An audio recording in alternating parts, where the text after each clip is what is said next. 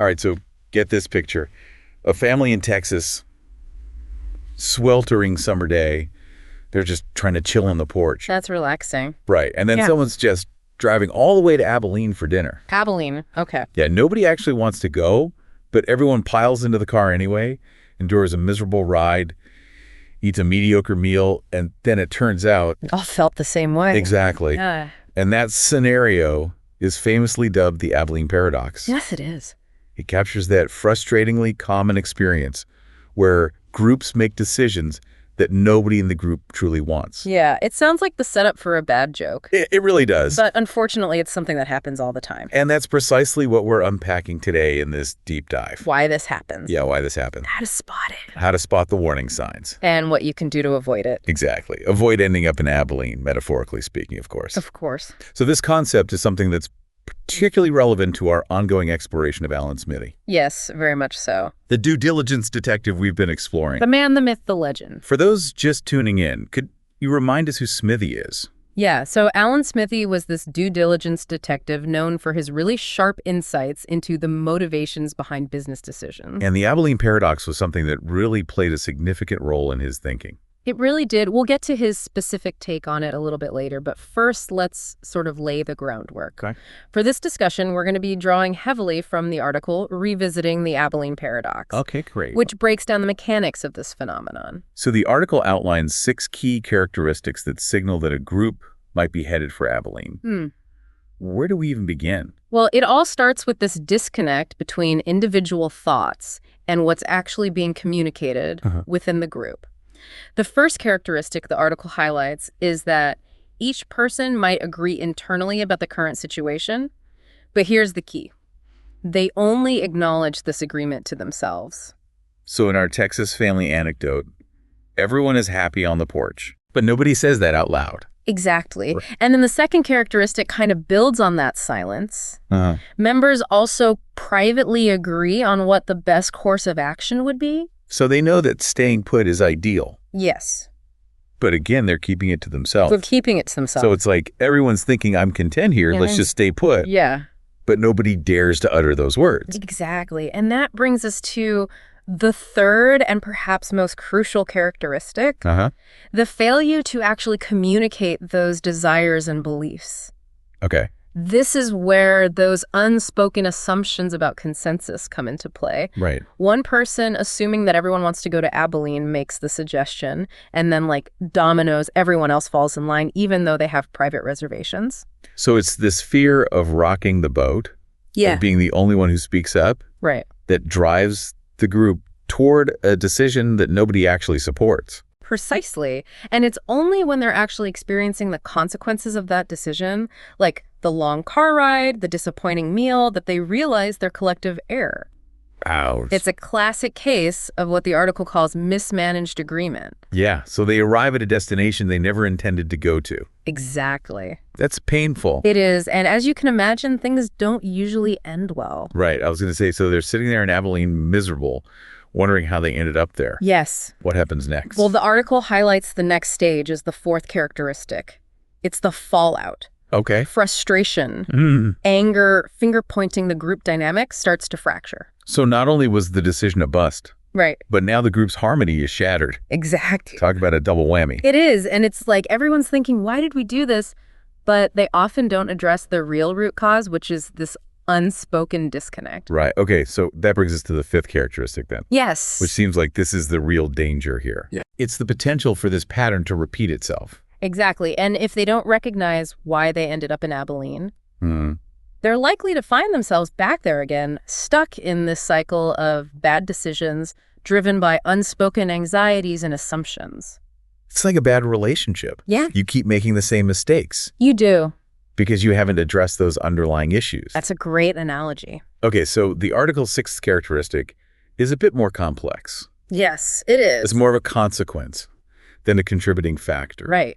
What is it? Organizations caught in the Abilene Paradox often demonstrate a decline in performance over time. Well, it makes sense. If a group can't make good decisions consistently, yeah, then their effectiveness is bound to suffer. Exactly. And this is where Dr. Jerry B. Harvey, who first coined the term Abilene Paradox back in the 1970s, offers some valuable insights. Okay. He argues that at the root of this paradox lies a fundamental fear, the fear of separation, of isolation, of being the odd one out. So people prioritize belonging over honesty. Yes. So they'd rather go along with something that they disagree with than risk being perceived as a dissenter. That's the core of it. We're social creatures, and the need for connection is powerful.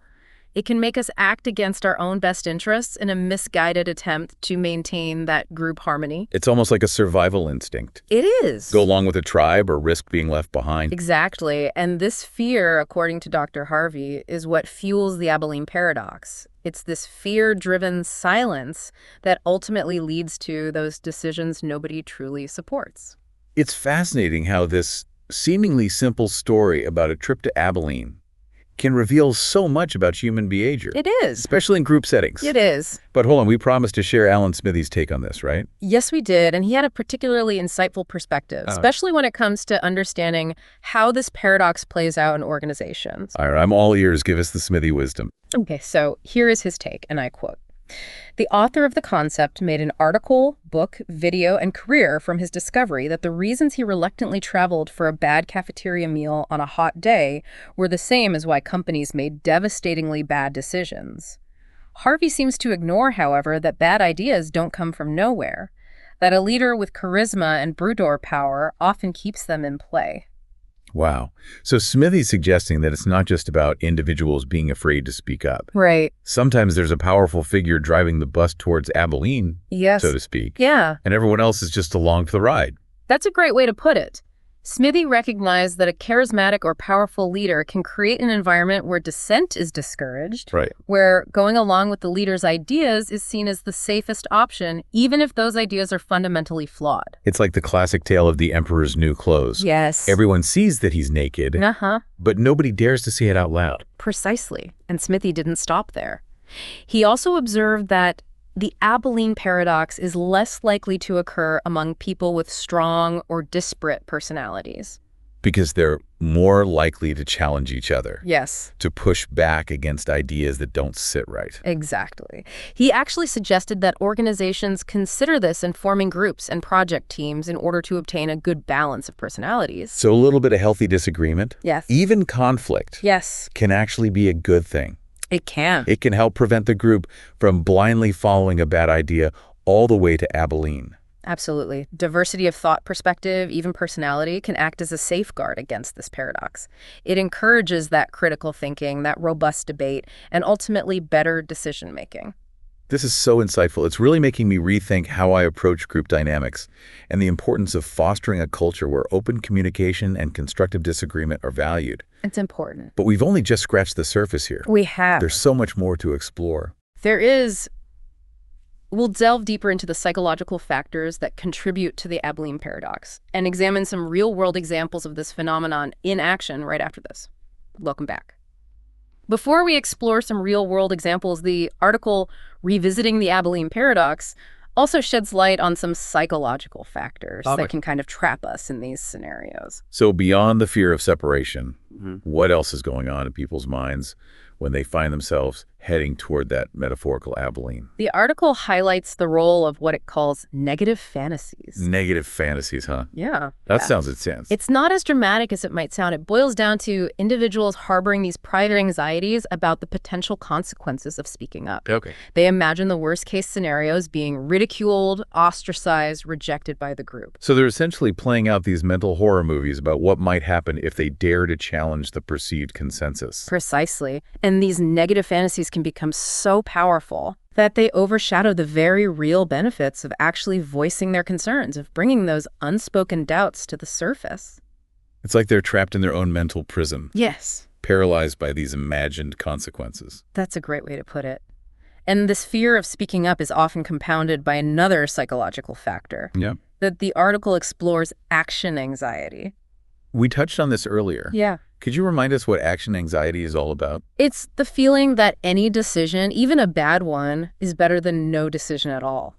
So even if there's that nagging sense of doubt, that gut feeling that something isn't quite right, People feel compelled to move forward, to take action, even if it means heading in a direction that nobody truly wants to go. It's like they'd rather jump off a cliff than stand at the edge. Yeah. Even if there might be a safer path down the mountain. That's a vivid image. And in the context of the Abilene Paradox, this action anxiety combined with negative fantasies and the perceived pressure to conform creates a perfect storm for bad decision-making. It's almost as if the group is possessed by this urge to just do something. Yes. Anything, even if it means ending up in Abilene. Exactly. It's this fear-driven momentum that can lead to disastrous consequences, especially when coupled with a lack of open and honest communication. Okay, so these psychological insights are really illuminating, but how does all of this play out in the real world? Can you give us some concrete examples of the Abilene Paradox in action? Absolutely. History is full of examples, but two often cited cases are the Watergate scandal and the Challenger disaster. Wow, those are some pretty high-stakes examples. Let's start with Watergate.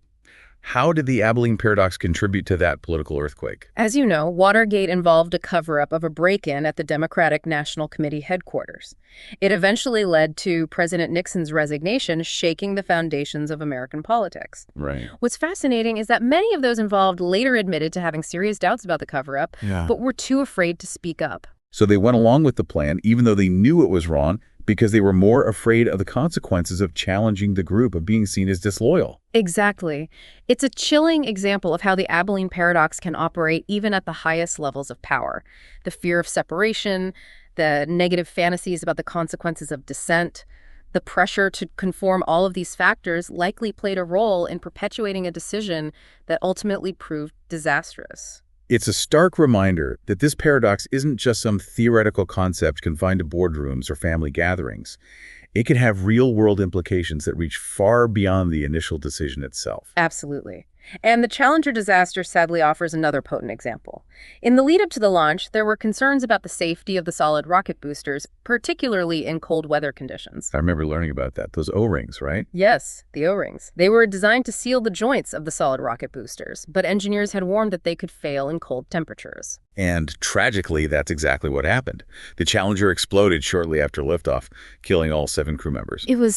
It was a national tragedy. Yeah. And while there are multiple factors involved in the decision to launch, the Abilene Paradox likely played a role. Despite the engineers' concerns, the launch proceeded as planned. Okay. It seems there was a combination of pressure to maintain the launch schedule, a culture of go fever at NASA, and perhaps a fear of speaking up against the prevailing sentiment to push ahead. So even though there were red flags, people went along with the launch, caught up in the excitement of the mission, and maybe even afraid to raise concerns that might delay or derail it. That seems to be a significant part of the story. It's a tragic illustration of how the Abilene Paradox, when combined with external pressures and organizational dynamics, can have catastrophic consequences. Wow. The silence, the unspoken doubts ultimately led to a devastating outcome. These examples are sobering reminders of the very real dangers of the Abilene Paradox. But they also highlight the importance of understanding this phenomenon so we can learn to recognize it and take steps to prevent it. Exactly. The key is to foster a culture of open communication where individuals feel safe to voice their concerns, challenge assumptions, and engage in constructive dialogue, even if it means disagreeing with the group or authority figures. It's about shifting the dynamic from one of silent agreement to one of open and honest exchange. Yes. Where everyone feels empowered to contribute their unique perspectives and insights. Precisely. It's about creating an environment where people feel comfortable saying, hey, wait a minute, I'm not sure I'm comfortable with this, even if it means challenging the status quo. This has been such a powerful exploration of the Abilene Paradox. But luckily, the article offers some guidance on how to move forward. It does. Are there any specific techniques or strategies that groups can use to avoid falling into this trap? There are. Revisiting the Abilene Paradox actually draws on some valuable tools from Peter Senge's work on organizational learning. Huh. Specifically his book, The Fifth Discipline Field Book. Okay, I'm intrigued. Tell us more. What kind of tools are we talking about? One of the most powerful techniques is the left-hand, right-hand column exercise. The left-hand, right-hand column exercise? That sounds interesting. How does that work? It's a simple but incredibly effective way to promote self-awareness and reflection. You simply draw a line down the middle of a piece of paper. On the left side, you write down what I'm thinking. Go. And on the right side, you write down what is said. So it's about capturing that gap, that disconnect Yeah. between our internal thoughts and what we're actually expressing to the group. Exactly. By doing this exercise after a meeting or decision-making process, individuals can gain valuable insights into their own communication patterns. They can identify instances where they might have held back from sharing their true opinions. Or they might have self-censored due to fear or the perceived pressure to conform. It's like shining a light on those unspoken thoughts that can contribute to the Abilene Paradox.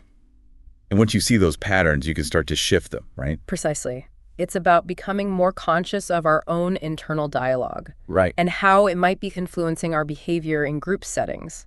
It's about bridging that gap between what we think and what we say. This left-hand, right-hand column exercise seems like a fantastic tool for personal reflection and growth.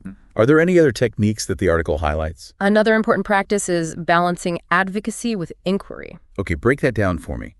What does that mean in the context of group dynamics and decision-making? It's about finding that sweet spot between advocating for your own position and genuinely inquiring into the perspectives of others. It's about recognizing that every individual brings valuable insights and experiences to the table, and that a healthy decision-making process involves listening as much as it does speaking. So it's not about trying to win an argument or push your own agenda, but rather about engaging in a more collaborative and open-minded exchange of ideas. Exactly.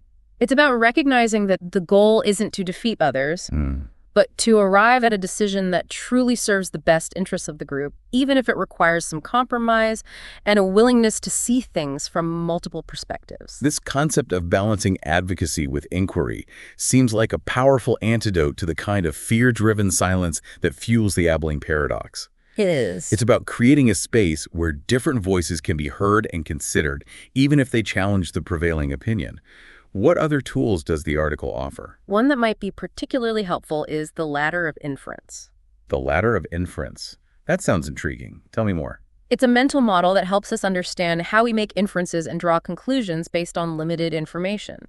It highlights how quickly we can jump to conclusions without fully considering all the relevant facts or perspectives. So it's about becoming aware of those mental leaps we often make. Those shortcuts we take in our thinking and slowing down the process to ensure we're not basing our decisions on incomplete or biased information. Precisely. The ladder of inference encourages us to pause, to ask clarifying questions, to challenge our own assumptions, and to seek a more complete understanding of the situation before we jump to conclusions or make decisions. There's like a mental slowdown sign reminding us to be more mindful and deliberate in our thinking, especially when we're engaged in group decision-making. Exactly. It's about recognizing that our perceptions are often filtered through our own biases and experiences, and that taking the time to gather more information, to listen to different viewpoints, can lead to more informed and ultimately better decisions.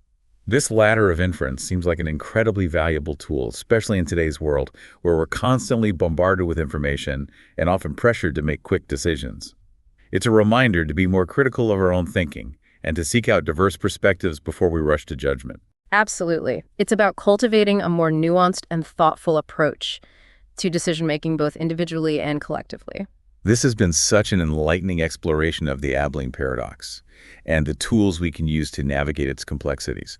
But before we move on, there's one more concept from the article that I want to touch on: dialogue. Ah, yes, dialogue. It's a word that gets thrown around a lot. Right. But in the context of the Abilene Paradox, it takes on a particularly powerful meaning. I have a feeling it's more than just casual conversation. What does dialogue mean in this context? You're right, it's not just chatting. In this sense, dialogue refers to a specific type of communication focused on open-ended exploration and discovery. It's about creating a space where individuals feel safe to share their thoughts and feelings without fear of judgment or reprisal. It's about suspending our assumptions and genuinely listening to each other's perspectives, even if they differ from our own. So it's about fostering a sense of psychological safety within the group. Yes. Allowing individuals to speak their minds freely and contribute to a more authentic and meaningful decision-making process. Exactly. It's about recognizing that every voice matters, and that the best solutions often emerge from a process of collective inquiry and understanding. It's about creating a space where people feel empowered to challenge the status quo, to ask difficult questions, and to explore new possibilities together. This concept of dialogue feels like the foundation for a more collaborative and effective approach to decision-making.